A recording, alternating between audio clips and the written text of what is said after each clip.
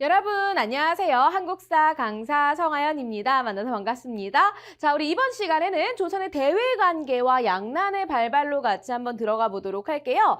자, 먼저 필수 개념 조선의 4대 교린 외교부터 들어가 보도록 하겠습니다. 자, 조선 같은 경우에는 다양한 나라랑 교류하지 않습니다. 그냥 일반적으로 주변 국가들이랑만 하는데 그 주변 국가들도 어느 정도의 급을 나눠요. 우리가 좀 배울 만한 게 있는 애들과 그렇지 않은 애들로 나누어서 이제 교육을 하는 거죠. 아주 이익을 얻기 위한 그런 실리적인 외교라고 할 수가 있습니다. 이 외교를 우리가 줄여서 네 글자로 4대 교린이라고 하는데요. 4대를 하는 외교가 있고 교린하는 외교가 있더라라는 거예요. 4대, 스승처럼 대하는 거죠. 그죠? 우리가 뭔가 받을 게 있는 곳이다라는 것이고요. 그렇지 않고 교린, 그냥 친하게 지낸다라는 뜻입니다. 자, 그러면 교린을 하는 국가는 우리보다 약간 조금 떨어진다라고 생각했던 국가들이겠죠? 자, 주변 국가 어디일지 같이 한번 우리 확인해 보도록 하겠습니다. 먼저 첫 번째로 명나라와 우리는 4대 관계를 맺었더라라는 거 알 수가 있어요. 명 어디예요? 바로 중국 본토에 있는 국가라고 할 수가 있겠죠? 한족이 세운 국가였습니다. 드디어 몽골족의 원나라가 무너지고 명나라가 이제 완전히 중국 지역을 차지를 하게 되는데요. 따라서 그들에게는 뭔가 받을 게 있어요. 그래서 4대 관계를 맺게 되는데 원래부터 그렇지는 않았더라라는 걸 알 수가 있습니다. 원래 조선을 딱 건국했을 때에는 우리가 이제 명을 좀 치러 가야 되겠다라고 하면서 정도전의 요동정벌 준비로 아주 긴장 관계를 가지고 있었던 게 조선 초 태조 이성계 때라고 할 수 있고요. 이후 이제 태종 때부터 친선 관계를 맺게 돼요. 그러면서 드디어 4대 외교가 추진이 되었더라라는 거. 얘네는 큰 나라니까 우리가 스승처럼 섬긴다라고 할 수가 있는 것이지요. 그래서 이렇게 책봉, 조공 체제를 가졌다라고 생각해 주시면 되겠습니다. 그런데 재밌는 건 오히려 우리가 바치는 것보다 받는 게 더 많아요. 그래서 조공한다고 해서 이게 막 우리한테 엄청나게 손해를 보는 것이 아니라 오히려 사실 명나라가 손해더라라는 거 기억해 주시면 더 재밌을 것 같습니다. 자, 그래서 우리는 명나라 황제로부터 왕의 지위를 인정받고요. 그들에게 조공을 바쳤다라는 거 기억해 주시면 되겠죠? 자, 겉으로 보기에는 이제 뭐 이렇게 그냥 전통적인 그냥 외교 방식이지 우리가 걔네들한테 지배를 받거나 이런 건 아니라라는 거 좀 기억해 주시고요.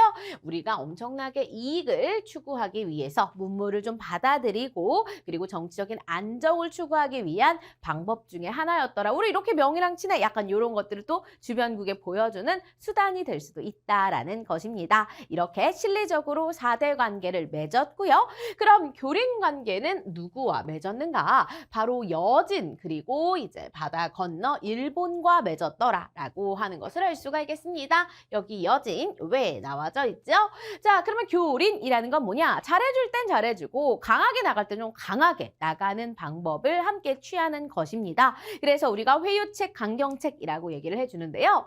자, 여기 보면 회유와 토벌의 양면 정책 나와져 있고요. 이렇게 친하게 그냥 지내는 거예요. 자, 그러면 어떤 제도를 실시를 했는가? 자, 먼저 강경책으로서는 이제 태조 때부터 두만강 지역을 개척하기 시작을 했고요. 중요한 건 이겁니다. 세종 때에 이제 사군육진을 개척했더라라는 거 기억해 주셔야 돼요.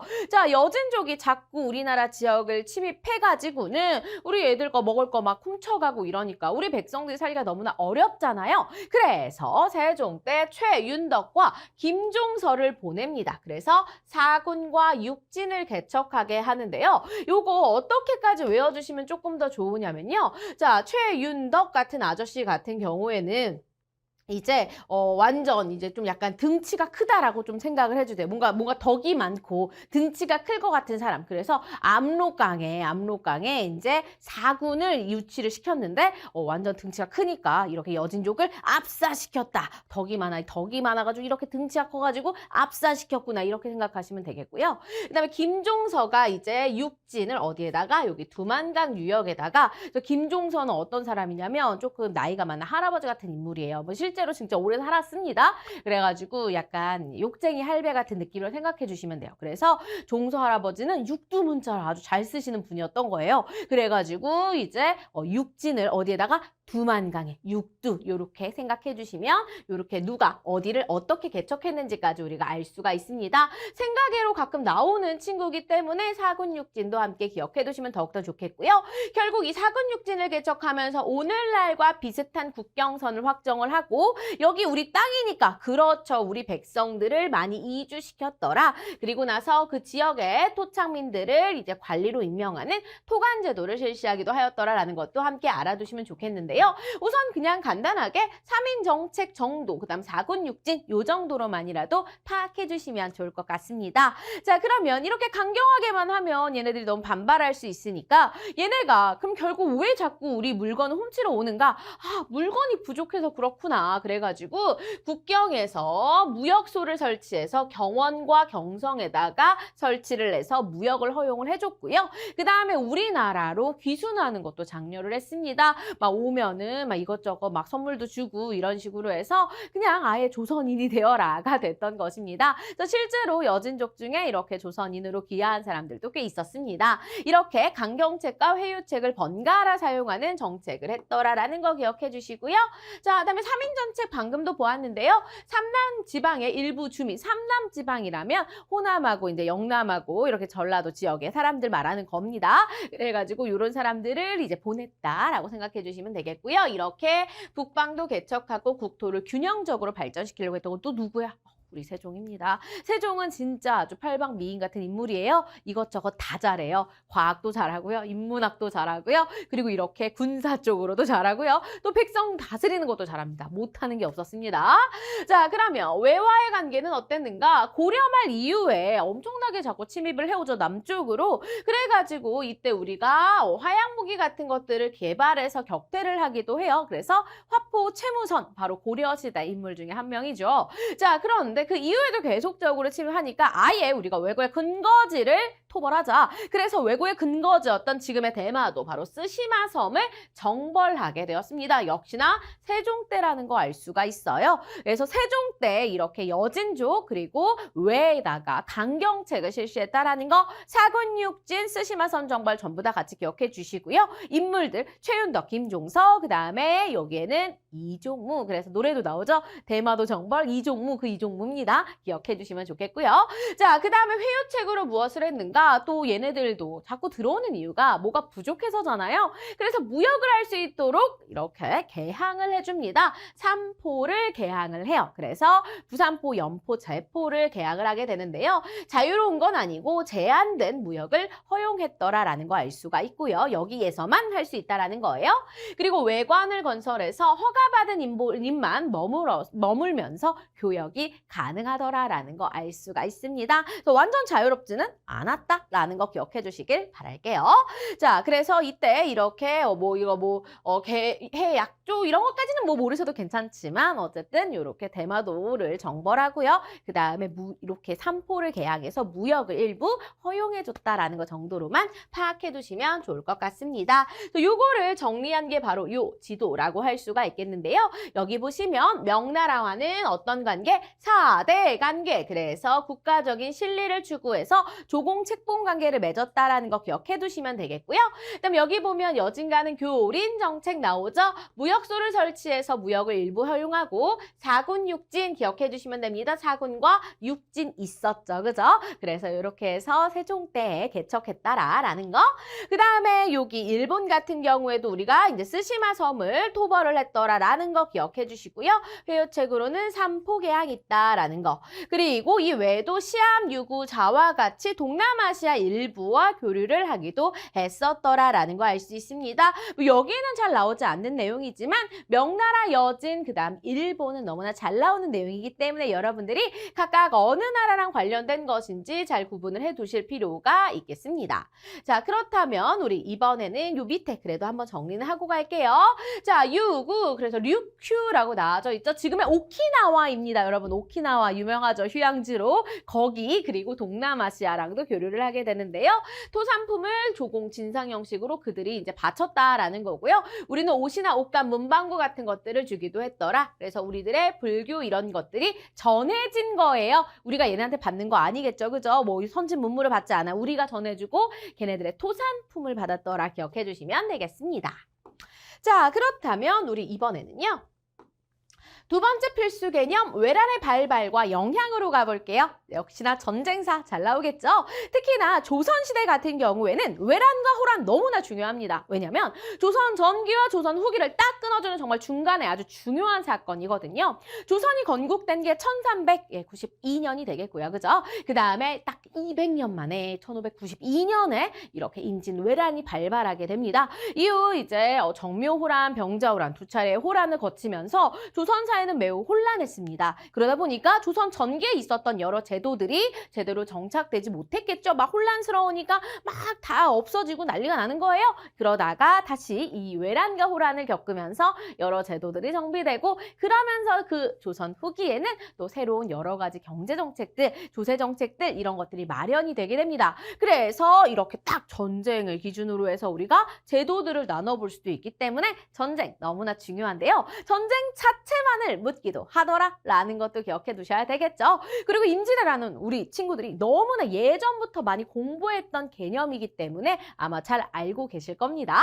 그래도 같이 한번 좀 보자면 자, 외란 전에는 어땠는가? 자, 삼포, 외란, 을묘, 외변 다 어떤 거랑 관련이 있어요? 외랑 관련이 있죠. 우리가 조선 초에 그렇게 해서 뭐 여진이랑 외한테 여러 가지 강경책, 회유책한 교린 정책을 하지만 여전히 계속 좀 쳐들어옵니다. 그래서 이렇게 삼포, 외란, 을묘, 외변 같은 것들이 일어나는데요. 여기에서 그래서 중요한 점 뭐냐? 이러한 사건들 때문에 우리가 변방, 우리 이 주변을 좀 방비할 필요성이 생긴 거죠. 그래서 변방 방비를 위해서 만든 임시기구 비변사라는 것이 설치가 됩니다. 그런데 자꾸 쳐들어오잖아요. 그러니까 임시기구가 아니라 항상 설치가 되어져 있는 상설기구로 변화였더라라는 거 기억해 주셔야 되겠습니다. 그래서 임진왜란 이전부터 자꾸 외가 쳐들어와서 비변사가 이미 상설기구 항상 설치가 되어져 있다 보니까 비변사에서 모든 일을 다 처리하기 시작해요. 그래서 비변사만 장악하면 나라의 권력을 장악할 수 있게 됩니다. 이것이 나중에 조선 후기에는 문제가 생기게 되죠. 그래서 나중에 이 비변사를 누가 없애는지 잘 기억해 두셔야 되겠습니다. 비변사는 이렇게 외란 이전부터 이미 있었다라는 거 기억해 주시고요. 자, 결국에는 왜군이 침략해 들어왔습니다. 우리는요. 전혀 제대로 대비를 하지 못했죠. 당시 이이 같은 경우에는 10만 양병설 이런 걸 주장하면서 군대를 양성하게 된다고 했지만 그렇지 않았어요. 다른 사람들의 생각들은. 왜냐? 우리 지금 200년 동안 이렇게 평안하고 행복한데 무슨 그렇게 돈 들이는 짓을 합니까?가 되는 거죠. 그죠? 그래서 결국에는 이제 사후 약방문 하게 되는 건데 어쨌든지 간에 이렇게 해서 되게 우리는 그냥 속수무책 막 무너졌더라라는 거죠. 하지만 그냥 무너지지 않습니다. 물론 충주선도 우리가 이렇게 막지 못하고 중간을 허를 탁 찔른 거죠. 그죠? 그리고 수도인 한양까지 막 척척척 들어오는 거죠. 우리의 왕이었던 선조는 의주까지 피란을 가요. 조금만 넘어가면 뭐가 있어요? 명나라가 있습니다. 결국 명나라한테 지원군을 요청을 했고요. 그리고 일본군은 평양까지 올라오게 됩니다. 자, 그러면 이러한 상황에서 진짜 나라가 이제 다 먹히기 일보 직전이에요. 그런데 누가 도움을 준다? 바로 우리의 의병장과 수군들이 활약을 하게 됩니다. 의병, 의로운 병사란 뜻이죠. 나라의 군인이 아니란 소리입니다. 이런 사람들이 나라를 지키기 위해 스스로 들고 일어나요. 대표적으로 홍의 장군 빨간 옷을 입었습니다. 곽재우 있고요. 조헌, 고경명, 그 다음에 이제 스님들, 뭐 사명대사 뭐 이런 사람들이 있습니다. 유정이라고도 부르죠. 어쨌든지 간에 이런 인물들, 의병장들이 활약을 하고 수군은 이미 여러분들이 잘 알고 계시잖아요. 누구? 네, 바로 이순신 되겠죠. 그래서 일본의 보급로를 차단하고 우리의 전라도의 곡창지대를 확보해서 우리가 임진왜란을 다시 우리 쪽으로 이렇게 전세를 기울게 만들 수 있었더라라는 것이고요. 거기에 플러스로 명나라 같은 경우에 우리의 지원군도 보내주셨죠. 땡큐 땡큐 감사. 그래서 결국에는 우리가 이렇게 조명연합군이 평양성도 탈환하고 휴전협상에 들어가게 돼요. 그런데 휴전에 대한 내용이 좀 맞지 않았습니다. 그래서 다시 전쟁이 일어난 게 바로 정류재란이 되겠고요. 이 정류재란에서 결국에는 이제 마지막에 우리가 여러 해전이 일어나게 되는데요. 그러한 해전에서 이제 마지막으로 이제 이순신이 전사를 하기는 했지만 결국 도요토미 히데요시 죽고 나서 그 해전에서 우리가 어쨌든 잘 지켜냈기 때문에 그들이 물러나게 되면서 임진왜란은 끝나게 되었다라는 거 알 수가 있겠습니다. 그렇다면 이번엔 좀 더 자세히 같이 한번 좀 살펴볼까요? 조선의 반격 부분입니다. 수군하고 의병 잘 기억해 두실 필요가 있겠죠? 수군하면 이순신 말하는 거예요. 여기 지금 옥포, 사천포, 당포, 당항포, 한산도 등등 여러 가지 해전 이름 나와져 있습니다. 이거 순서까지는 잘 모르셔도 괜찮아요. 이 해전이 임진왜란 때 전투다라는 거 정도로만이라도 기억해 두시면 좋을 것 같고요. 자, 그다음에 의병 같은 경우는 곽재우 이름은 꼭 기억해 두셔야 되겠습니다. 자, 그리고 관군의 활약 보시면은 이제 권유라고 김시민 나오는데요.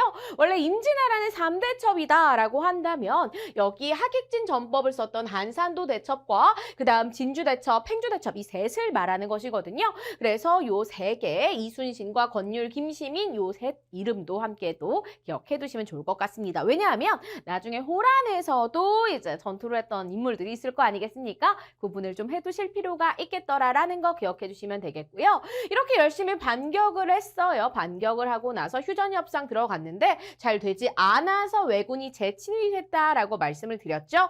결국 명량대첩, 뭐 직산 전투도 있지만 잘 나오진 않습니다. 명량대첩 그리고 도요토미 히데요시 사망한 다음에 퇴각하는 일본군을 격파했던 노량해전 여기서 이순신이 이제 전사를 하게 되는 거죠.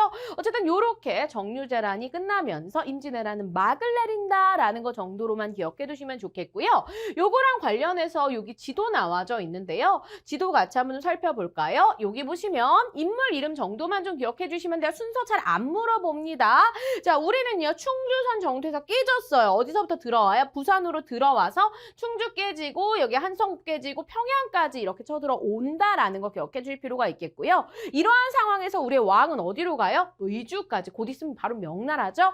결국 명의 지원군을 요청하고 있습니다. 그 상황에서 일본군이 결국 평양까지 왔더라라는 것이고 이때 우리의 수군과 의병이 열심히 활약하는 거죠. 자, 여기 보시면은 의병대장 누가 유명하다고요? 곽재우 기억해 주시고요.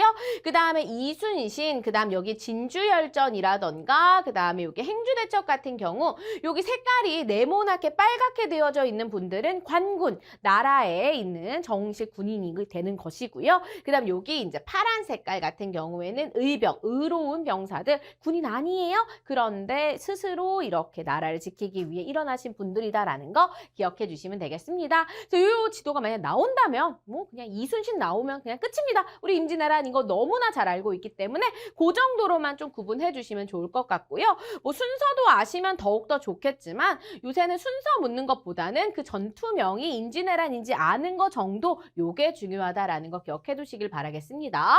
자, 그러면 결국 전쟁이 끝났어요. 그런데 이 전쟁은 다 어디서 일어납니까? 조선에서 일어나죠. 조선만 엄청나게 큰 피해를 입어요. 인구 감소하고요. 국가 재정이 궁핍해지겠죠. 왜? 농사 짓기도 어려운데 거기에다 농경지도 황폐화되었기 때문에 그래서 또 호적이나 양안 이런 것들도 없어져요. 그래서 어떤 게 누구 땅인지 정확히도 알 수가 없고 어디 누가 사는지 정확히 알 수 없으니 세금을 걷기가 어려워지겠죠.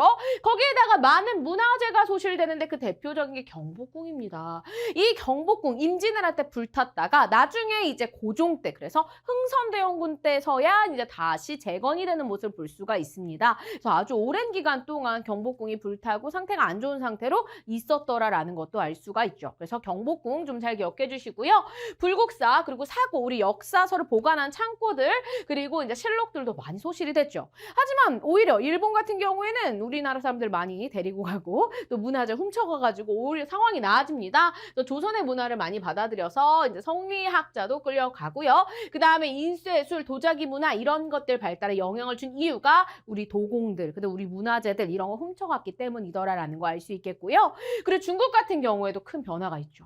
명나라가 사실 상태가 좋지 않은데도 불구하고 우리가 더 큰 나라니까 당연히 너희 돕는 게 맞지 하면서 무리하게 군대를 보내줍니다. 결국 그것 때문에 명나라는 힘이 점점 약해지기 시작을 해요. 그래서 그 틈을 타서 약했던 여진족이 후금을 건국하고 강성해지기 시작하는 때가 바로 이때. 그래서 이때가 바로 명청 교체기가 됩니다. 그래서 임진왜란은 우리나라뿐만이 아니라 일본 그리고 중국에까지도 큰 영향을 줬던 정말 동아시아에서 아주 큰 사건 중에 하나다라고 볼 수가 있겠습니다. 자, 그러면 이렇게 전쟁을 일으켰던 일본과의 관계는 어떻게 되었을까? 아예 안 봤을까? 또 그렇지는 않더라라는 거죠.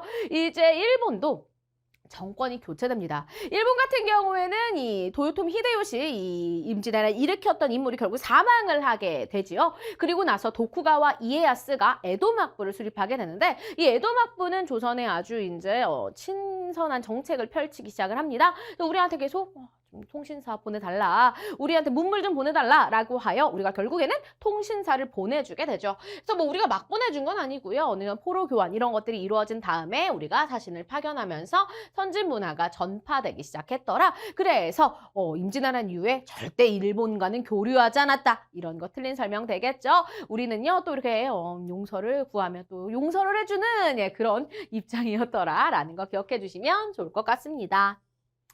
자, 그렇다면 이번에는 필수 개념 3, 호란의 발발과 영향으로 가보도록 하겠습니다. 자, 호란 하면 두 차례가 일어나죠. 정묘, 그다음 병자 있는데 이름부터 병자, 결국 우리가 병자가 되는 졌습니다.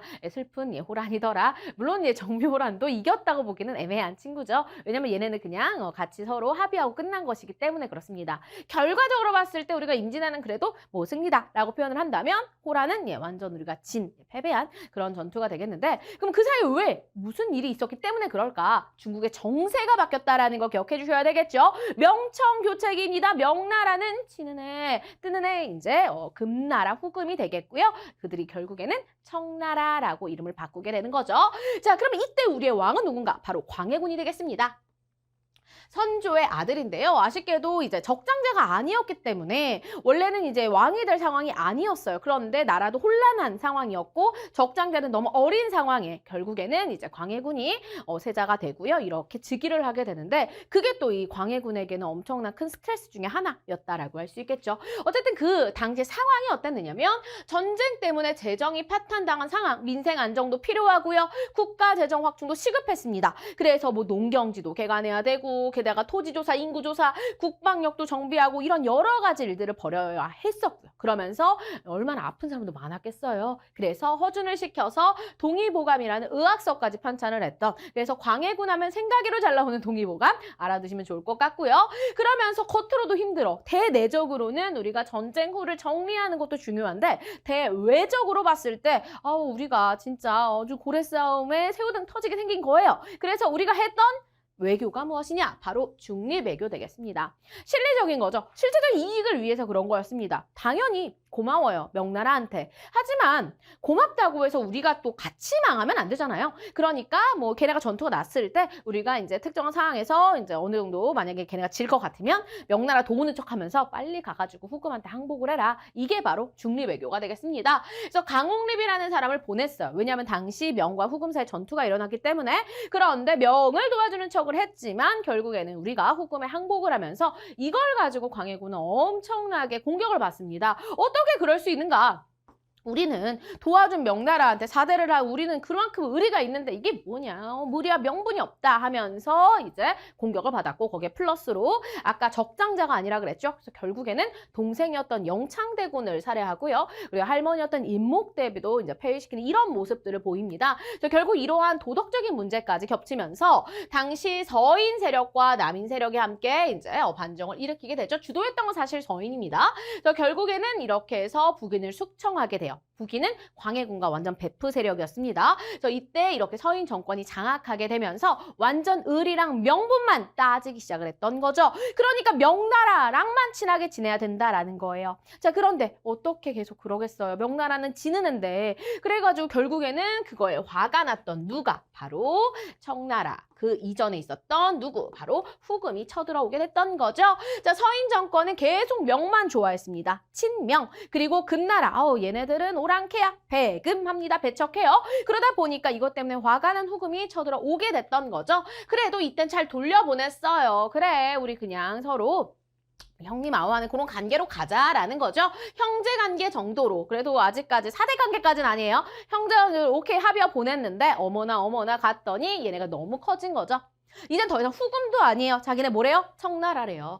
그러면서 우리한테 군신 관계를 요구합니다. 4대보다도 더 심하죠? 이렇게 우리는 임금이고 너네는 신하다라는 거죠. 그래서 이렇게 이 상황에서 어떻게 해야 되느냐? 싸워야 됩니다. 우린 의리가 있고 명분이 있습니다. 우리 걔네는 오랑캐입니다. 싸우자. 이러한 이제 싸우자는 척화론, 화의를 배척하자는 거죠. 다른 말로는 주전론이라고도 합니다. 전쟁을 주장했다라는 거죠. 그런데 그게 아니다. 어떡해요. 이러다가 나라 망합니다. 우리 지금은 조금 이렇게 좀 화해하는 척을 좀 해봅시다. 그래서 좀 돌려보내는 게 중요합니다. 라고 얘기했던 게 주화론이 되겠습니다. 항복하자는 거죠. 그렇게 대립을 하면서 싸울 때 결국 청나라가 침입을 해왔고요. 인조는 남한산성으로 피신을 하죠. 그런데 너무나 춥고 배고팠습니다. 결과적으로 오래 버티지 못하고 삼전도에서 굴욕적인 강화 관계를 맺게 되죠. 삼배구 고두례라고 해가지고는 이제 청나라 황제를 향해서 진짜 머리를 조아리면서 항복을 했더라라는 것입니다. 너무나 굴욕적인 강화를 맺었다라는 거죠. 그런데 이때에도 불구하고 어떤 일들이 일어났는가? 역시나 의병들이 활약하는 모습을 보입니다. 정묘호란 때에는 이립과 정봉수 같은 인물들이 활약을 하기도 했었고요. 그래서 결과적으로 이제 어떻게 되었는가? 신하와 백성, 소현세자, 복림대군 이런 사람들이 인질로 붙잡혀 갔더라라는 거 기억해 주셔야 돼요. 그 중에 나중에 돌아와요. 소현세자, 복림대군은. 그런데 소현세자는 결국 돌아오고 나서 사망하고 복림대군이 훗날 효종으로 등극하게 되는데 얼마나 싫었겠어요. 누가? 청나라가. 그래서 청나라를 이제 벌하자 하면서 북벌론 이런 걸 주장했던 게 그래서 효종이 됩니다. 그래서 이 시기는요. 선 이후에 광인, 효현 이렇게 연결되는 부분이 있어요. 그리고 숙경령까지 여기까지도 정말 다 조선은 좀 이왕이면 왕을 외워주시면 좋다고 말씀드렸었죠. 여기 그 순서들, 사건들, 앞뒤 선후 관계를 잘 파악해 두시는 것이 좋겠습니다. 그래서 결국 이렇게 효종은 북벌론 이렇게 하게 된다라는 거. 그래서 원래는 이제 명나라가 이제 망했고 이제 청나라가 차지를 하니까 우리가 명에 대한 그런 걸 갚아야 된다라는 것부터 시작을 했는데요. 어쨌든지 간에 북벌을 해서 우리의 그런 억울함을 풀고 싶었던 것도 있었겠죠. 그래가지고 북벌을 하기 위해 어영청이라는 군대까지 이제 확대를 하는데 사실 실행은 못합니다. 왜? 우리가 이만큼 성장할 때 청은 이만큼 잽이 안 돼요. 그러다 보니까 결국에는 북벌론은 실패가 되고 말았더라라는 거 기억해 주셔야 되겠지요. 자, 양난 이후의 제도적 변화 부분입니다. 여기 같은 경우에는 양난의 이전과 비교해서 알아두기 나와져 있죠. 이전과 다르게 어떻게 달라졌느냐 이거를 지금 물어보고 있습니다. 자, 정치 구조가 달라졌다. 양난을 거치면서 비변사의 기능이 강화되었구나 나오죠. 비변, 변방을 방비한다는 뜻입니다. 전쟁이 자꾸 나니까 이렇게 비변사가 할 일이 많아졌었는데 결국에는 거기에 있는 사람들이 중요한 일 맡는 사람들 다 걸고 다 똑같은 사람들 다 여기서 다 처리를 해버리는 거죠. 그러니 원래 있었던 최고의 국정기구 뭐 있어요? 의정부가 좀 유명무실화되어 버리고 비변사가 확대되는 그런 모습을 볼 수가 있습니다. 그래서 국정 최고기관이 되어 버렸구나라는 거. 그리고 여기에서 많은 일들이 결정되고 이렇게 얘네들의 권한이 커지니 왕권은 약화되고요. 의정부는 이름은 있는데 뭐 별로 아무것도 실제적인 권한은 없고 그래서 기능 상실하고요. 그리고 6조는 원래 의정부 밑에 있어야 하는데 그게 아니라 행정 업무를 집행하는 비변사회 하위 기구로 전락하고 말았더라라는 거 알 수가 있겠습니다. 이렇게 정치적으로 변했구나. 이젠 의정부 없어진 건 아니에요. 하지만 별로 얘네들이 가진 건 없고 비변사에 모든 게 몰렸구나라는 거 여러분들이 기억해 주시면 되시겠습니다. 자, 그리고 군사제도도 변화하게 되는데요. 중앙군과 지방군을 새롭게 정비해야 되겠죠. 왜 그래요? 전쟁 나고 막 지금 혼란하니까. 그래서 중앙군, 즉 수도를 지키는 왕을 지키는 군대 5개나 만들어요. 5군형 체제. 그래서 직업 군인으로 구성된 훈련도감이 있는데요. 삼수병이라고 해서 포수, 사수, 살수로 이제 구성이 되어져 있습니다. 포는 포 쏘는 사람이겠죠. 그죠? 사수, 아시죠? 그 다음에 살수는 칼 들고 싸우는 사람들. 이렇게 구성이 되어져 있고요. 자, 그 다음에 어영청, 총류청, 수어청, 금이영 해가지고 총 5개니까 5군형이라고 불러줍니다. 자, 이때 방어체제 강화를 위해 설치됐고, 집권 붕당에 근데 군사적 기반으로 이용되기도 했다라는 약간 아쉬운 점. 하지만 뭐 이런 게 자세히 나오진 않습니다. 그냥 임진왜란 이후에 오군영 체제가 중앙군으로서 확립됐다 정도 아시면 돼요. 그럼 지방군은 어떻게 됐는가? 소고군 체제가 운영이 됩니다. 그래서 양반부터 노비까지 평정이 된다는 거. 양반, 아니 그 고상한 분들이 무슨 군인이야, 그죠? 그런데 해야 된다는 거예요. 왜요? 우리가 전쟁을 거치다 보니까 양반이고 뭐 할 게 뭐 있어. 우리 다 같이 나와서 싸워야지. 그래서 양반부터 다 편성이 되어져 있습니다. 요게 소고군의 큰 차이점이고요. 평상시에는 할 일 하다가 이제 전쟁이 날 때 동원이 되더라라는 거 알 수가 있겠습니다. 이렇게 정치적으로는 비변사의 권한이 강화되고 의정부의 기능은 유명무실화되고요. 그죠? 그리고 이렇게 군사적으로는 오군영 소고군 체제가 마련됐다라는 거 기억해 주시면 되시겠습니다. 자, 이번에는 우리 같이 자료 읽기로 좀 가보도록 할게요. 첫 번째, 정도전에 유동정벌 나오죠? 우리가 원래는 명나라랑 사이 좋았나요? 좋지 않았어요. 우리가 명 침략하러 가려고 했는데 태종 때부터 우리가 사대관계 맺게 됩니다. 여기 보면 어떤 내용 나와져 있냐면 군사를 일으켜서 국경에 나가기를 모의해서 임금께 의논을 드렸다라는 내용 나오죠. 그죠? 그래서 좌정승 조준의 집에 가서 유시하였다 등등 나와져 있네요. 자, 그다음에 세종의 사민정책 중요하겠죠. 사민정책 어디? 바로 여진족과 관련이 있더라라는 거 파악해 두셔야 되겠습니다. 자, 이제 이를 본떠 인민을 옮겨서 입주시키고 이들을 향병으로 만들려는 구상을 하고 있다라는 거죠. 그죠? 그래서 우리가 이렇게 지방, 삼남지방에 있었던 사람들을 어디에 북방지방에 보냈더라라는 거 기억해 두시면 되겠고요.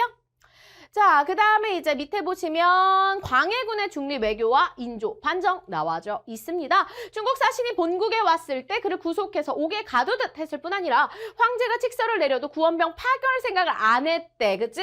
오랑캐와 같이 금수가 지금 되려고 한다. 뭐 이런 식으로 얘기를 하고 있죠. 이렇게 지금 이제 광해군이 잘못했다. 뭐 했다? 광해군은 이렇게 중립 외교 해가지고 우리의 의리와 명분을 다 깨버렸다라고 얘기하고 있는 겁니다. 그래서 결국에 폐위한대요. 적당한 데가 살게 한대요. 결국 그래서 광해군은 끌어내려지고 인조가 왕위에 오르게 되는 인조 반정이 일어나게 되는 거죠. 인조 반정이 일어나는 그 명분에 관련된 내용에서부터 알 수가 있는 거고요. 결국 그래서 인조와 서인 정권 들어오니까 친명배금 전책하죠. 그래서 정묘호란이 일어났다. 결국 병자호란까지 일어나는데 병자호란 때 주전론과 주화론이 있었습니다. 주전론 어떤 거예요? 명나라는 우리 부모의 나라고 후금은 부모의 원수다. 따라서 우리가 걔네들의 은혜를 저버릴 수 없다라는 거지. 임진왜란때 얼마나 도와줬냐라는 걸 얘기하고 있는 겁니다. 그러니까 싸워야 한다? 그랬더니 반대로 뭐라 그래요? 화친을 맺어 국가를 보존하는 것보다 차라리 을을 지켜 망하는 것이 옳다고 했지만 그거는 신하가 절개를 지키는 데 쓰는 거지 지금은 그게 중요하지 않아. 어쨌든 우리 정면에 맹약을 했고 그러니까 몇 년이라도 좀 화를 늦춰보자 라는 거예요. 그래서 우리가 그동안 열심히 다시 으쌰으쌰해서 그 나중에 치러 가면 어떻겠냐 이런 내용들 얘기하고 있죠. 결국 지금 당장은 화해를 맺자. 그래서 우리가 큰 피를 보지 말자라는 내용들 얘기하고 있었습니다. 결국 이러다가 남한산성으로까지 피신하게 된다라는 것이고요. 자, 일단 비변사의 기능 강화 중요하죠. 그죠? 비변사, 요거 너무나 잘 나옵니다. 여기 보면 임시로 만든 비변사 나와져 있죠. 그죠? 오늘에 와서는 근데 큰 일이건 작은 일이건 중요한 것을 취급되지 않는 게 없대. 그 결과 의정부가 한각 헛 이름만 지니고 육조는 모두 그 직임을 상실하였습니다. 라고 나와져 있죠. 이렇게 비변사의 기능이 너무 강화된 것을 문제점으로 삼고 있었다라는 것도 알아두시면 좋겠습니다. 그래서 이렇게 해서 결국 나중에 없어지는데 이렇게 비변사에 대해서 등장을 했던 게 바로 이 외란과 호란을 거치면서구나라는 거 꼭 알아두셔야 되겠죠. 자, 그렇다면 우리 관련해서 개념 확인하기 풀어보도록 하겠습니다.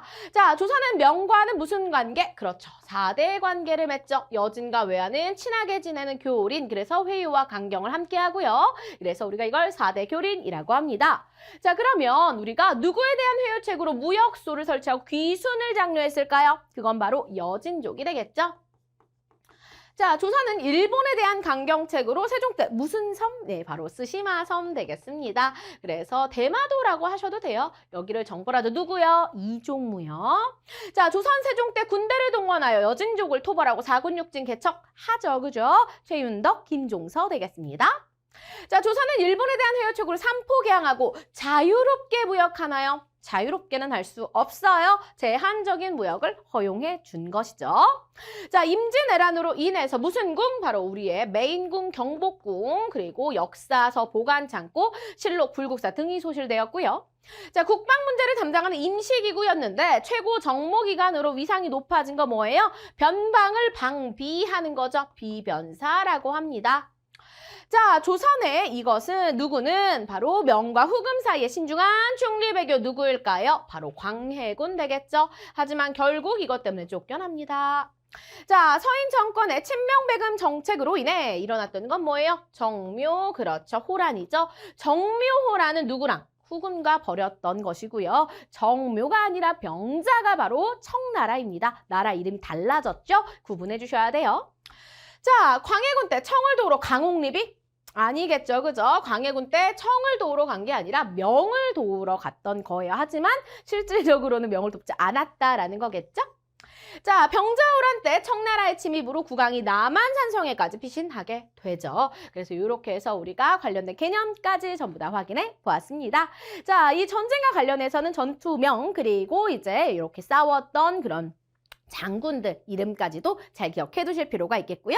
전쟁 3개 있었잖아요. 임진왜란, 정묘호란, 병자호란 각각에 관련된 내용들이 무엇이 있는지 잘 구분할 수 있도록 공부해 두셔야 되겠습니다.